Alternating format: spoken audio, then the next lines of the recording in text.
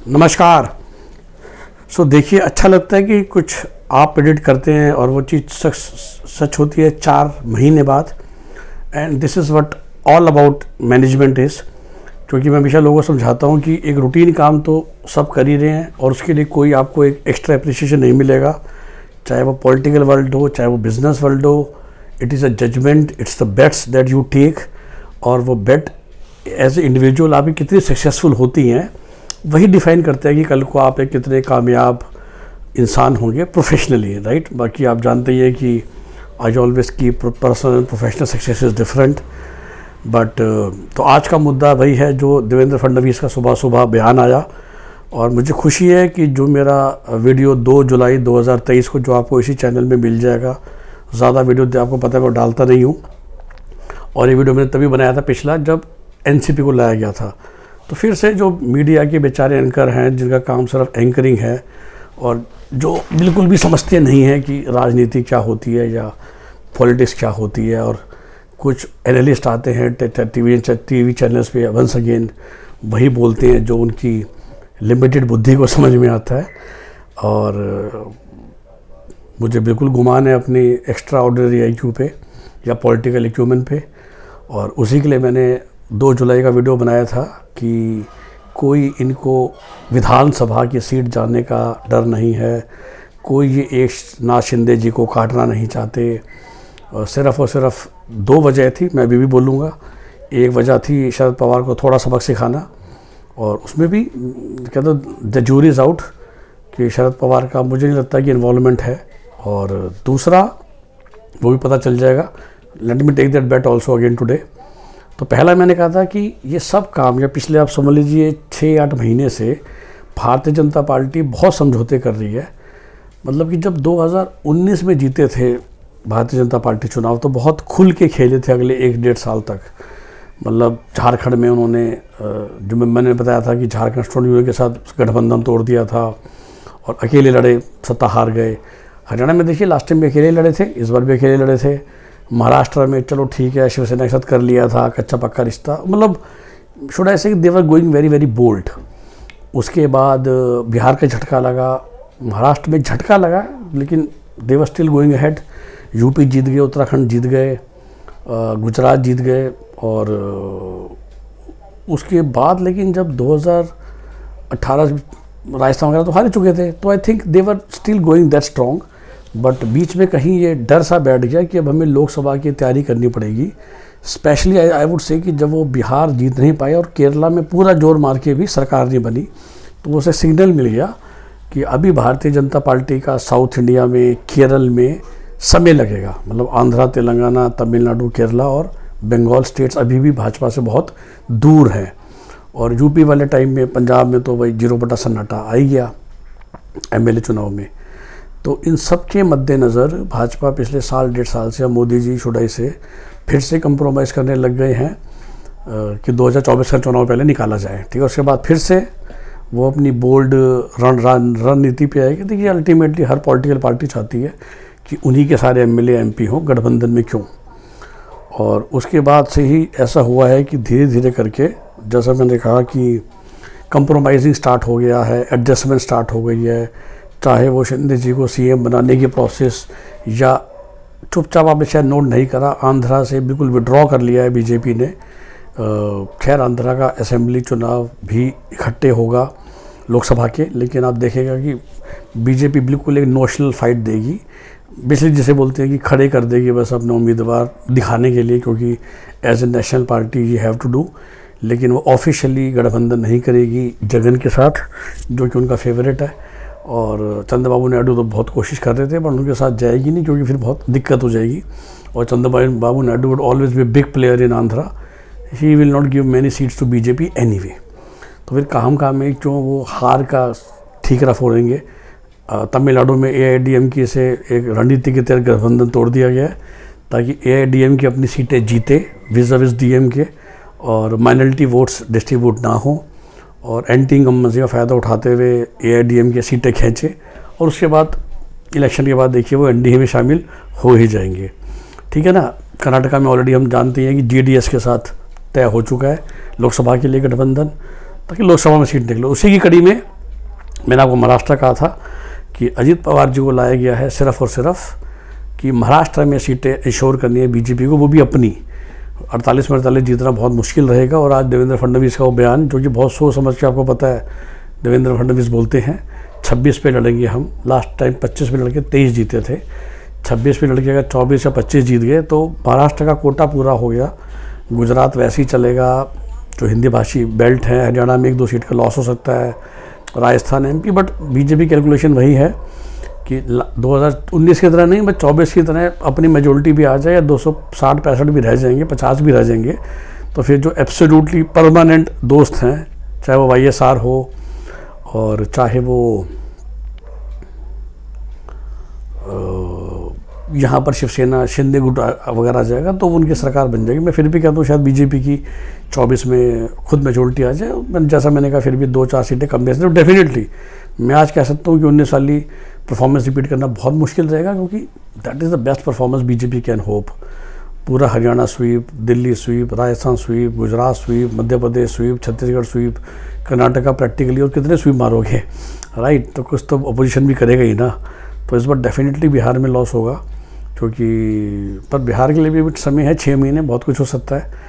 और उसके मैं वीडियोस आपको बनाता के देता ही रहता हूँ कि प्रशांत किशोर बहुत कोशिश कर रहे हैं, पूरा जोर लगा रहे हैं, और देखते हैं कि क्या होगा। लेकिन महाराष्ट्र में जो होना था वो हो लिया। और आज बहुत सोच समझ के देवेंद्र फडणवीस ने बोला है कि 26 सीटें, दैट मीन्स 11-11 सीटें मिलेंगी अजित पवार और शिंदे को। और इसीलिए अजित पवार को डिप्टी CM बनाया गया था। कोई उनको शिंदे जी को काटना नहीं था, जो मैंने कहते हैं 2 जुलाई को वीडियो में आपको बताया था कि कोई उनको ऐसा नहीं है कि उसको साइड करना है शिंदे को या शिवसेना को, क्योंकि ऑफिशियली शिवसेना और ऑफिशियली NCP NDA के साथ है, राइट? दोनों के पास सिंबल होंगे ओरिजिनल वाले। NCP में तो लड़ाई भी नहीं करी है पवार साहब ने, तो घड़ी के चुनाव से लड़ेंगे 11 लोग। सिमिलरली शिवसेना का 11 रहेगा। सारे फंड्स इनके पास, आप समझ सकते हैं, सारे रिसोर्सेज इनके पास, सिटिंग MPs मोस्टली इनके पास। तो उद्धव बाला साहब ठाकरे, कांग्रेस और पवार से गुट NCP जिसे बोलते हैं, वो दूसरी तरफ होंगे। तो फाइट होगी, लेकिन बहुत वीक फाइट हो जाएगी ना, क्योंकि शिवसेना का जो केडर वोटर है वो भी बटेगा, लेकिन NCP का केडर वोटर काफ़ी हद तक इधर आ जाएगा। और हर एक कॉन्स्टिट्यूंसी में महाराष्ट्र की राजनीति आप समझते हैं, तो महाराष्ट्र में एक्चुअली बहुत काफ़ी हद तक एक 4 कॉर्नर फाइट हमेशा है। चारों पार्टियों का अपना वजूद है, हर कॉन्स्टिट्यूंसी में हर एक पार्टी के अपने वोटर हैं, तो वहाँ कोई 1-to-1 फाइट नहीं होती। ठीक है, 2014 का election was a very good example, जिसमें चारों जब अलग अलग लड़े थे, तो याद कीजिए सभी ने 40 MLA तो निकाले थे ना, 280 में से। बीजेपी के ज़्यादा आ गए थे, किसी के कम आए थे, बट कोई ऐसा नहीं था कि 0 पे रह गया था। तो प्रैक्टिकली स्पीकिंग बीजेपी की स्ट्रैटेजी यही थी कि 4 की 6 पार्टियाँ कर दी गई हैं, और 2-2 के मुकाबला 3-3 का है। और ऑल दी मेन रिसोर्सेज, मतलब NCP के मेन लोग, शिवसेना के मेन लोग इस तरफ हैं, पवार साहब फिलहाल उधर खड़े हैं। पवार साहब की उम्र होती जा रही है, और मैंने कहा उनसे बदला पूरा भी हो जाएगा। सुप्रिया सुले को हराने की पूरी कोशिश की जाएगी, सीट अपनी निकालने में बात आ गया, पर वो खड़ी होंगी शरद पवार गुट से। और ये कैन श्योर यू कि वो अजीत गुट से नहीं खड़ी होंगी। बीजेपी विल मेक श्योर कि उधर भी एक NCP का कैंडिडेट हो। देखिए, इसमें नुकसान होता है कांग्रेस का। अब दिक्कत कांग्रेस साथ ये होगी कि कांग्रेस उद्धव ठाकरे के साथ भी है और शरद पवार के साथ भी है, तो कांग्रेस को देनी पड़ेंगी सीटें, और कांग्रेस को शायद देनी पड़ेंगी 16-16-16। ठीक है, ये भी समझिए। तो 16-16-16 में देखिए, कांग्रेस भी आज भी एक मजबूत पार्टी है महाराष्ट्र में, कोई माने ना माने, हार जीत लगी रहती है। लेकिन 2014 से पहले तक कांग्रेस का मुख्यमंत्री रहा है हमेशा, और बीच में भी तो कांग्रेस का ही मुख्यमंत्री था ना प्रैक्टिकली, और चाहे वो स्पीकर था। तो चाहे कर्नाटक हो चाहे तेलंगाना हो, कांग्रेस मजबूत पार्टी है, ऐसी बात नहीं है। वो चलो स्लोगन्स अलग होते हैं कांग्रेस में, बट कांग्रेस आज भी देश की नंबर 2 पार्टी है। 20% वोट शेयर 2019 में भी आया था। तो कांग्रेस फंस जाएगी। एक तो कांग्रेस को 16-16 सीटें देनी पड़ेगी, तो कांग्रेस 48 में लड़ेगी 16 पे, और उद्धव ठाकरे के जो 16 होंगे या शरद गुट के जो 16 होंगे, वो कितनी ताकत से लड़ पाएंगे, कितनी उससे लड़ पाएंगे। कहीं कहीं जगह पे ऐसा हो सकता है कि उन्हीं की NCP के अगेंस्ट इनका NCP का होगा, या बीजेपी बहुत होशियारी दिखाएगी, देखिएगा जानबूझ के वो हमेशा NCP का अपना बंदा खड़ा करेगी, शायद विज़ कांग्रेस जो असली। तो बीजेपी कांग्रेस में तो क्लैरिटी क्लियर है, ठीक है ना। उसके अलावा बीजेपी बहुत कोशिश करेगी कि जो ये आपस में इनके क्लैश होंगे वो इस तरह से होंगे कि वोटर बिल्कुल कंफ्यूज हो जाए, और उस कन्फ्यूजन में वो हमेशा वोट इसको देखा, अब शिंदे गुट का क्या हो, पवार गुट का क्या हो, अजित पवार का, बीजेपी को हमें 26 में 24 निकालने हैं, और उस निकालते ही वो सेफ हो जाएंगे, क्योंकि उनके पास महाराष्ट्र के जो लास्ट ईयर के नंबर थे, लास्ट इलेक्शन के, वो आ जाएंगे। उसके बाद अगर बिहार में उनके पास 85-18 थे बीजेपी के पास, थोड़ा ध्यान नहीं है, जितने भी उनके पास आधे थे ना, तो उसमें से अगर 5, 6, 7, 8 कम भी हो जाते हैं, बट महाराष्ट्र सेफ रहता है, तो काफ़ी हद तक बीजेपी की अपनी मेजोरिटी 2024 में सेफ है। तो वही मैंने आपको कहा था 2 जुलाई को कि शायद केरल में बहुत जोर लगा के हारने के बाद बीजेपी को ये समझ में आ गया कि केरल, तमिलनाडु, केरला, और देखिए स्टेट बाय स्टेट स्ट्रेटजीज बनाई जा रही हैं। सो वो जानते हैं कि भाई कुछ नहीं कर सकते हम तमिलनाडु में फ़िलहाल, अभी और बहुत साल लगेंगे कि जब बीजेपी को जीतने वाले वोट मिले। देखिए 10-12% लेने का भाई भारतीय लोकतंत्र में कोई फ़ायदा नहीं है। तेलंगाना में वो जोर मार रहे हैं, क्योंकि तेलंगाना में दोनों ही उनके दुश्मन है, ओनली स्टेट। तमिलनाडु में AIDMK has a soft corner, but कभी कभार बीजेपी के साथ खड़े होकर उनको अपनी सीटें भी हार जाते हैं, क्योंकि वही because of minority tag and all that, जो कहीं पसंद नहीं है। फिर बीजेपी के साथ स्पेशली जो साउथ के 2 स्टेट हैं, तमिलनाडु में एक एंटी हिंदी वाली, वो प्रो हिंदी वाला जो टैग है बीजेपी के साथ, वो नुकसान करता है बीजेपी को, जिसकी वजह से AIDMK को नुकसान करता है। तो AIDMK को हटा दिया गया है ताकि भाई तुम लड़ लो DMK से, सीटें निकाल लो। आंध्रा में इनका फेवरेट जगन है, Jagan sitting CM, sitting lot of MPs, हमेशा खड़ा होता है लोकसभा में, राज्यसभा में, तो क्यों जगन को हरवाना चाहेंगे। उनको पता है कि जगन से लड़ने का फ़ायदा नहीं है, और जगन के साथ खड़े होंगे तो फिर जगन बेचारा हार जाएगा, क्योंकि जगन फिर से वो थोड़ा सा pro Hindi BJP plus minority का जो चक्कर है, और उतना मास बेस भी नहीं है बीजेपी का, तो लड़ने का कोई फ़ायदा है नहीं। और लड़ाई के बाद इकट्ठे खड़े होंगे तो मुसीबत, अभी आज जगन को गालियाँ दो, कल जगन का सपोर्ट लो।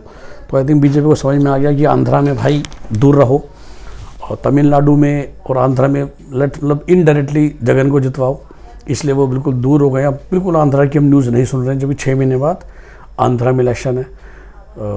तमिलनाडु में उन्होंने छोड़ दिया है, केरल में बीजेपी नहीं, इधर दोनों के दोनों जो गुट हैं वो एंटी बीजेपी है। तो फिलहाल केरल, इसलिए केरल पे पूरी जोर लगाएगी बीजेपी।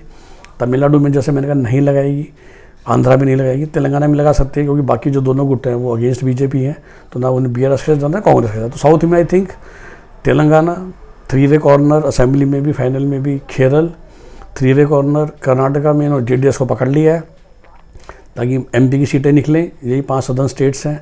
महाराष्ट्र में गेम पूरी खेल ली जो मैंने आपको समझाई। उड़ीसा में नवीन पटनायक से डायरेक्ट है, आई एम श्योर। मैं आपको अभी बता देता हूँ, झारखंड में भी चुनाव आने से पहले वो जो all India Jharkhand student union थी उसको बुला लिया जाएगा, क्या पता लोकसभा में भी एक सीट दे दी जाए आजसू को, और असेंबली में डेफिनेटली 10-12 सीटें दे दी जाएंगी, ताकि दोबारा से CM बीजेपी का बन जाए। और बाकी सब तो आपको पता ही है, डायरेक्ट फाइट्स हैं, चाहे वो MP हो, राजस्थान हो, गुजरात हो, बाकी सबको एक ही वीडियो में सारी बातें करना ठीक नहीं है। सो आई होप कि आपको क्लियर हो गया, और यही मुझे मज़ा आता है कि जो आप सोचते हो, जो डिफरेंट है, जो TV पत्रकारों में बोला जा रहा है कि कोई शिंदे जी को नहीं टांगना, कोई शिंदे जी और उनके MLA डिस्क्वालीफाई नहीं होने वाले। इंडिया में ऐसा कभी कुछ नहीं होता, शिंदे जी से कोई नाराज़गी नहीं है बीजेपी की। ये अजीत पवार को चलाया गया है 2024 में, मैंने आपको 2 जुलाई को कहा था कि देखिए अजीत पवार को भी कुछ चाहिए ना, तो वो भी 1 साल एंजॉय कर ले डिप्टी CM की पोजीशन, उसी के बदले उसने इतना बड़ा त्याग दिया है, and he is always happy to be in Maharashtrian assembly. ये मैं जरूर एक और कह सकता हूँ कि अजीत पवार शायद लोकसभा का चुनाव लड़ जाए पहली बार NCP की तरफ से, कभी भी उनको लोकल नहीं मिलेगा, क्योंकि अगले चुनाव की बात तो पक्का देवेंद्र फडणवीस ही मुख्यमंत्री बनेगा। वो बहुत त्याग दे दिया उन्होंने, इससे ज़्यादा भी नहीं देगा। तो अजीत दादा डेफिनेटली आई कैन अज्यूम कि मध्य MP का चुनाव लड़के, या देखिए बीजेपी के पास जितने MLAs होंगे कहीं भी राज्यसभा से भेजा जा सकता है। और मेरा तो ये मानना है कि सीनियरिटी का रिस्पेक्ट रखते हुए कोई बड़ी बात नहीं कि अगले महाराष्ट्र असेंबली में जब देवेंद्र फडणवीस CM बनेंगे तो कोई बड़ी बात नहीं कि एकनाथ शिंदे और अजीत दादा को, दोनों को ही राज्यसभा के थ्रू, अगर वो लोकसभा नहीं लड़े तो शिंदे तो बिल्कुल नहीं लड़ेंगे। I think let me correct, शायद पवार भी, अजीत पवार भी लड़ेंगे नहीं लोकसभा का, बट आई थिंक राज्यसभा में दोनों जा सकते हैं। और दोनों जाके, जैसे कहता दोनों सीनियर हो गए हैं। आई थिंक राज्यसभा 6 साल की होती है, अगर मोदी जी वाकई बन की मिनिस्ट्री, दोनों अपना सेंट्रल कैबिनेट मिनिस्टर बन सकते हैं। और फिर अपनी अपनी अपनी अगली जनरेशन को उस हिसाब से, या शिंदे केस में तो ये भी हो सकता है एक्चुअली दोनों ही केस में कि बेटे तो एमपी का चुनाव लड़ेंगे और वो जीत गए तो फिर एक्सचेंज कर लेंगे कि भाई तुम रिज़ाइन करो वहाँ से, हम करते हैं यहाँ से, और वो एमएलए और एमएलसी की एमपी की अदला बदली हो जाएगी। महाराष्ट्र में एमएलसी भी होती है तो वो भी टेंशन नहीं है। तो ये भी हो सकता है कि शिंदे साहब कैबिनेट मिनिस्टर बन के चले जाएँ, अजीत दादा भी, और दोनों के बच्चों को महाराष्ट्र स्टेट में एडजस्ट कर दिया जाए, स्टेट मिनिस्टर्स भी बना के। और अगर एमएलए का चुनाव ना भी लड़ें तो एमएलसीज भी होते हैं महाराष्ट्र में, तो कोई बड़ी बात नहीं है। तो कैसा लगा आपको ये analysis? Do share. Have a nice day. Bye bye.